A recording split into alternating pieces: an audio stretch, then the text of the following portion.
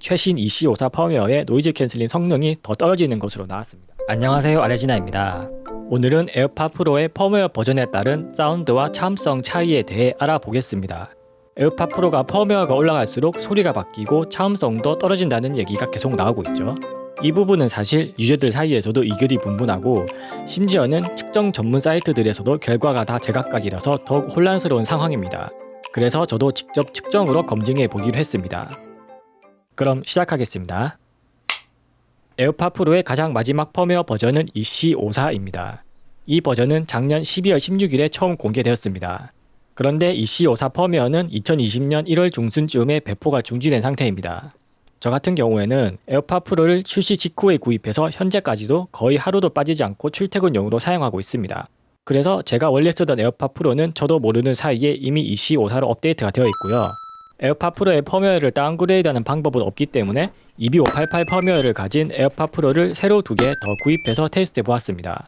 새로 구입한 에어팟 프로들은 아무리 기다려도 EC54로 업데이트가 되지 않는 것으로 볼 때 현재 EC54 업데이트는 확실히 막혀있는 것으로 보이네요.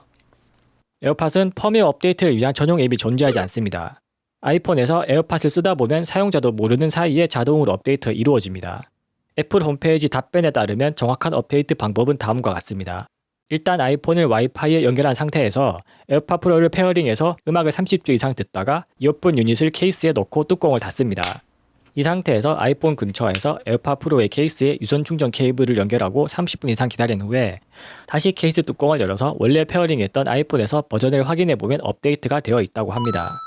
그리고 설명을 들어보시면 알겠지만 에어팟 프로의 펌웨어를 업데이트하려면 반드시 아이폰이 있어야 합니다.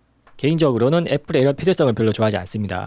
왜냐면 저는 원래 안드로이드 폰 유저인데 겨우 에어팟 프로 테스트 하나 때문에 아이폰을 몇십만원 주고 추가로 구입을 해야 됐거든요. 애플이 에어팟 프로를 아이폰에만 최적화시켜주는 이유가 이렇게 아이폰 구입을 유도하는 목적도 있을 겁니다. 이쯤 되면 배보다 배꼽이 더 크다고 할 수 있겠네요. 에어팟 프로의 펌웨어에 의한 성능 차이는 사운드부터 살펴보겠습니다. 제가 측정한 결과에 따르면 EC54 펌웨어가 2kHz 이상 중고음에서 1에서 2dB 정도 더 강한 특성을 보입니다. 제가 가진 EB588 펌웨어 모델 둘 다 EC54 펌웨어 모델보다 중고음이 약간 더 낮은 특성이 일관되게 나왔습니다. 펌웨어 버전이 다른 두 에어팟 프로를 좌우 귀에 각각 착용해서 동시에 들어보면 중고음이 조금 더 강한 느낌이 확실히 있습니다. 다만 이 정도 차이는 제품 편차 범위 이내의 미세한 정도이기 때문에 펌웨어 버전 이외에도 생산 시기의 차이라는 변수까지 고려하면 결론을 단정 짓기는 조금 조심스럽습니다. 또 하나 재미있는 점은 다른 사이트들의 측정에서는 초저음이 15Hz 지점에서 컷오프되는 특성들이 나왔는데 제 측정에서는 두 펌웨어 버전 모두 초저음 컷오프가 발생하지 않았습니다. 이 부분은 제품 외적인 테스트 환경에 따라 차이가 발생할 수 있지 않나 하는 추측을 해봅니다. 차음성은 우선 노이즈 캔슬링을 끈 상태부터 보여드리겠습니다. 왜냐하면 해외 유명 측정 사이트인 알띵스에서 측정한 데이터가 노캔을 끈 상태부터 차음성 차이가 나기 때문에 측정이 잘못되었다는 의혹을 사고 있거든요. 제 측정에서는 노캔을 끈 상태에서의 차음성은 모두 오차범위나 약간의 착용차의 수준으로 일정하게 나왔습니다. 노이즈 캔슬링을 켠 상태에서의 차음성 차이는 꽤 흥미로운 결과가 나왔습니다. 현재 보여드리는 데이터는 70dB의 소음 환경에서 펌웨어 버전별로 좌우 차음성 평균을 낸 것입니다. 제 측정상으로는 150Hz 중저음에서 1kHz 중음 대역까지 최신 EC54 펌웨어의 노이즈 캔슬링 성능이 더 떨어지는 것으로 나왔습니다. 이게 측정 절차 오류가 아닌가 해서 EB588 펌웨어 제품 2개를 측정해 봤는데도 동일한 결과가 나왔습니다.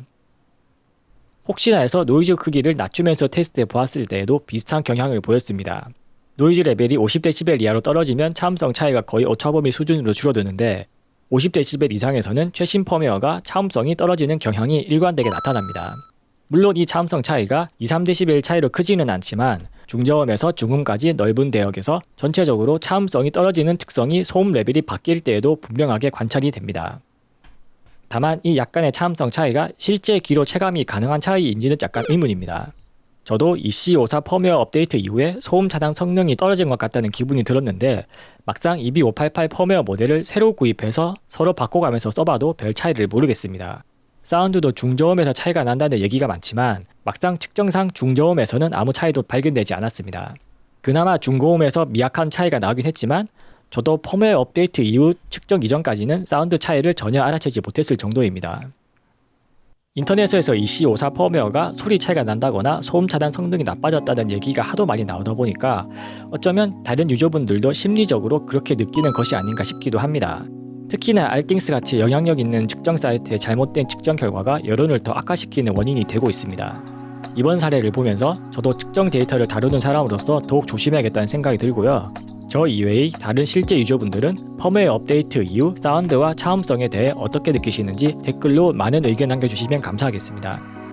한편으로는 EC54 펌웨어가 아무 문제가 없다면 애플이 해당 버전 배포를 중지할 이유도 없을 겁니다. 많은 유저분들이 여러 이상 증상을 호소하듯이 EC54 펌웨어가 꼭 차음성 때문이 아니더라도 다른 여러가지 문제들이 있는 것이 아닌가 추측이 됩니다.